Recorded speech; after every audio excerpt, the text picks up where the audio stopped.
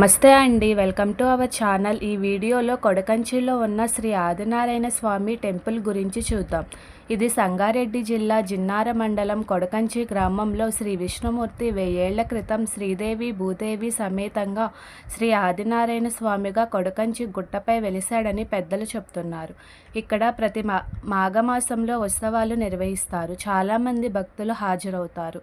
కంచిలో ఉన్న విధంగానే ఇక్కడ ఆలయంలో అర్చనలు ఉంటాయి. అంతేకాకుండా బంగారు వెండి బల్లులు ఉన్నాయి.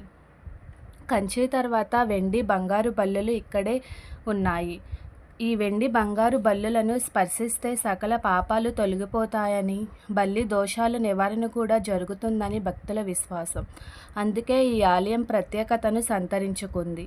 కంచిలో ఉన్న విధంగా ఆలయం ఆవరణలో ఉన్న కొలనులో స్నానం చేసి దేవాలయంలో వెండి బంగారు బల్లలను స్పర్శిస్తే కంచికి వెళ్ళినంత పుణ్యం వస్తుందని భక్తులు భావిస్తారు. అందుకే కంచికి వెళ్ళలేకున్నా కొడకంచికి వెళ్ళాలనే నానుడు ఉంది. ఈ గుడిలో ఆంజనేయ స్వామి, శివుడు కూడా ఉన్నారు. ఈ టెంపుల్ అనేది చాలా ప్రశాంతంగా ఉంటుంది. ఈ వీడియో కనుక మీకు నచ్చినట్లయితే please like, share and subscribe to our channel.